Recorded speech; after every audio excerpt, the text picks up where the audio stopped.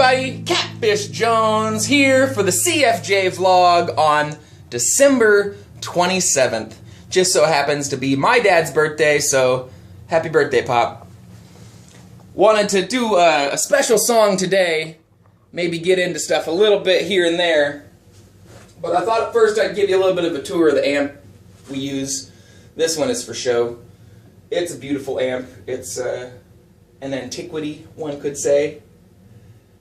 Fender Bassman amp. It's a little bit of a death trap, a little bit of a hazard. The electronics are as old as it looks and not 100% perfect. Tubes need adjustment. It needs some love. Let's just say it needs some love from somebody with electrical prowess better than I have.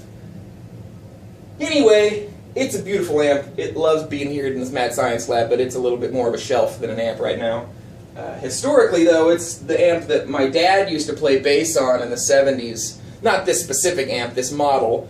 In the 70s, he used to play in a trio, you know, him and a guitarist and a drummer. I don't know, maybe they had a couple other guys. They played in a band called Hyper, kind of a Thin Lizzy kind of sound, and for me growing up, that was always the inspiration to, I don't know, relive those days as my dad, and here I am as Catfish Jones. So that amp's great, but that's not what I'm going through. That's a stage prop, for the most part.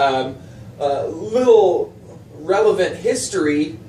Through work, I tend to be able to interact with some different musicians, specifically blues musicians.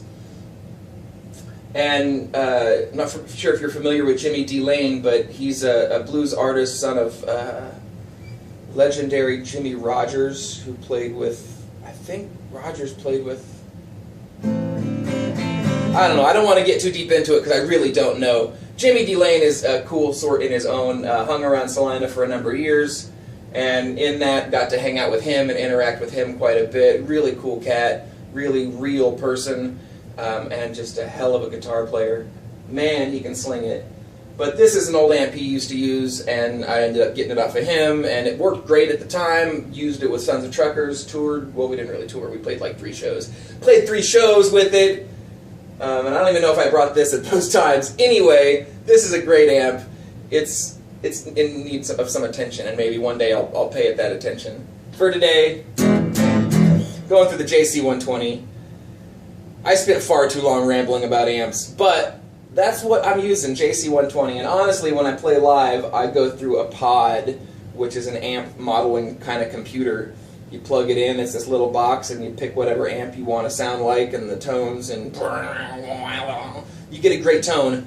Comes out the speakers, and everything's, you don't have to lug around all this gear, you get to be very discreet, which is how I like to keep it, if you haven't noticed. The big amps are for hanging around the house, maybe laying down some tracks on the real crappy recording system in my computer. Which I kind of got back in, I don't know, it had to be 2010, give or take a couple of years, maybe 08, maybe 2012, something like that. And part of the impetus of wanting to get that recording software on my computer was this batch of songs called Etchings. A song of which I'm going to play today, if I could play it correctly.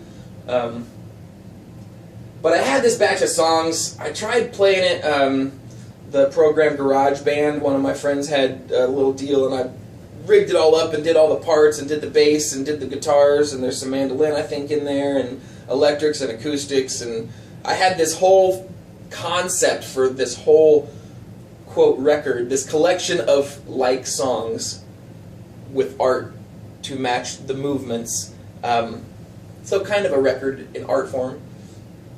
I had this concept and I had to put it together, and Bandcamp didn't do it, and had the ability to put together a piece at a time, a little Scrabble here, a little scrap here, and make a bit of a home recording unit that services me better than my own prowess can use. So until I can get better and need better gear, this is enough for me. That isn't to say it's perfect, and it isn't to say that the Etchings recording that I made with it, the first stab at recording with this thing, it's going to be great. Well, you know what? It sounds like a first stab, and so many people have encouraged me to put out a physical version of those old recordings, those old records, which I've never done. I've only ever put them digitally up on Bandcamp, catfishjones.bandcamp.com. And they're there. You can listen to them. I go back and listen to them. Mostly I did those as a record for future me to come back and listen to. How does that song go again? Oh, yeah, that's right. Okay. But, you know, Eagle VP and some other great people are really encouraging me to make a physical copy of these, and I can't let them exist in the form they are now. Philosophically, I feel like when you record something, it's a document of the time that you recorded it, and you have to keep it, but I don't think it's fair to those songs to keep them in that state, and so I'm going to chop some wood, get at those songs, make them better, make a physical copy, and upgrade from there. That isn't to say it's going to be some kind of officially published, you know, record label work, which is what I think of as a record, and why I really hesitate to call it a record, because this isn't label-backed or even indie label-backed. It's not going to be, I don't know. I don't know what it's going to be, but what it's going to be is a physical thing. Maybe. We'll see. Who knows what tomorrow holds. What today holds is a song called Last Ride Home. It's on the Etchings record, and it was a very emotional piece for me. Kind of is still. In 1994, I lost a brother to cancer, and it was a huge hit to our whole family. He was a handful of years older than I was, and I was a young teenager. So it was very monumental in my life, you know, as deaths tend to be, but at the right keystone time in a growing person, it can, you know, it can affect the rest of the growth. And that's no different. That summer, he passed in August, and it's been a number of years. We've grown closer as a family. We've all healed, but you never heal fully. And you like to honor and remember the memory in special times such as this. It's important to note, in honoring that memory and the greatness of that person, the huge figure, the huge icon that he was for me, that history not be glossed over completely. He was always a little bit of an outcast, even within our family. He always was a little bit of a villain. Not an evil villain, but a little sinister. You know, from a young child, enjoyed being ornery, grew up and enjoyed being ornery. That's just the only way to say it, and bless him, that's how he was. He lived his life that way, and it set an example for me that did tend to enjoy a little bit of the darker things lightly. I mean, pure wholesome with a touch of darkness. I think that's everybody, really, when you get down to it. So that's my brother, Billy Jack. We lost him too young, and I still think about him a lot. I still dream about him a lot, and I still write songs about him. That summer, he passed at the end of that summer. In the beginning of that summer, he was in remission. We thought he was going to really kick that thing, and we were going to have some great stories to tell about that. But it was a rough time. I spent the first half of that summer, or the first month of that summer, down in Oklahoma, just myself. I didn't move, I just went for a month to my cousin, an older cousin and his family. Lived on a farm out in Oklahoma, just a chance to get away from it, and it was a good month. And at the end of that month, Billy Jack had to come down to Oklahoma as well. He wanted to see Grandma and see everybody. He had this great red Buick Skylark. Great old car. Great old car. He loved that thing. Anyway, he came down to Oklahoma, saw the family. Perfect time to pick me up. The two of us, alone together, rode home. And it may have been really the only time in our life that we got to share, not the only time, but the only solid chunk of one-on-one time that him and I had. We didn't really do anything but sit there. I'm a very awkward person. I didn't know what to say, but we existed. You know, it was a good time. Even that nothing occurred and nothing was said, existing, we shared that time together, and it's always been profound to me. So I wrote a song about that specifically, and I put it on Etchings, and it's called Last Ride Home. And I played it a few times this morning very poorly, so this time, good or bad, one time through, this is the version it's going to be. And I hope it does justice. I hope it does justice for Billy Jack. This is Last Ride Home.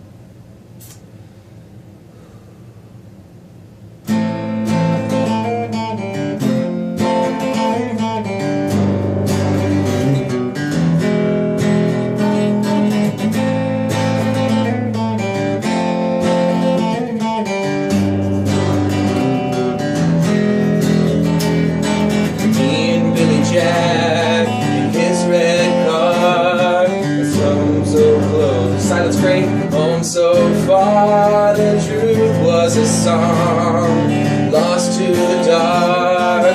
We sat together, so far apart. How was I to ask a dying man whether he was scared to be gone? How was I to know back then that this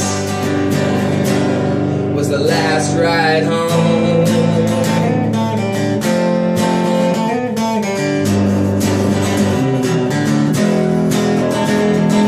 Me and Billy Jack, just him and I, the silence great, the vine of the highway stretched out into the night. Beside the blue was tried to deny. How was I to ask a dying man where to find the courage to be strong? And how was I to know back then that this was the last ride home? The silence we shared was so us.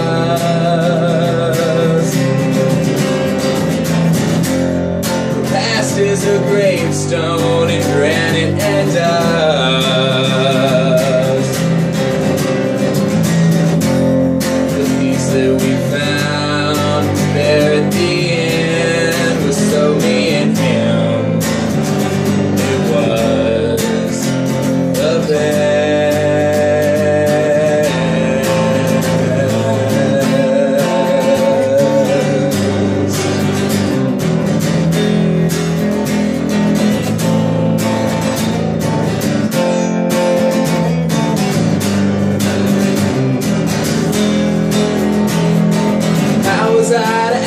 Dying man whether he was scared to be gone. And what if I'm doing all I can?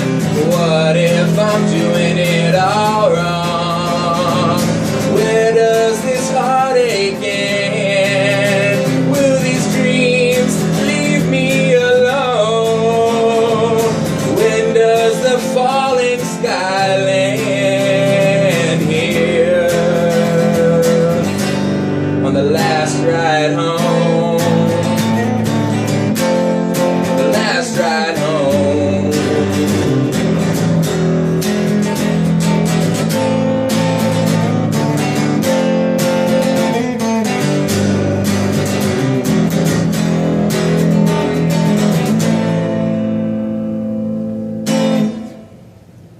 So that is Last Ride Home. I can't say a fun little number, but it's an emotional piece and a good one that I enjoy playing. I do, but it is tough, and it is tough to get through emotionally. And I wanted to share that on this special day, my father's birthday. Talk a little bit about the amps, have a little bit of amp talk, and really just a cool guitar vlog. I don't usually pull out the electric, so I'm glad you guys got to see something a little tougher. Although I love big chords on an acoustic. It really has this boomy kind of distortion of its own, but you know, being able to turn it down a little quieter, turn the guitar up a little louder, and really overdrive that signal into the amp, it really gives this.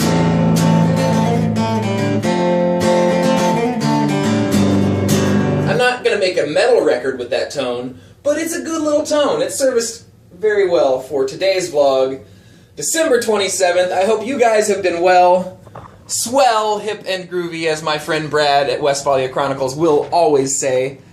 Until I see you guys next time, have fun, have a good time. Enjoy life. It's there to be enjoyed, and you never know what's going to happen tomorrow. Until tomorrow, or the next time I see you, be well. Happy birthday, Papa. Everybody else, including Papa, cheers.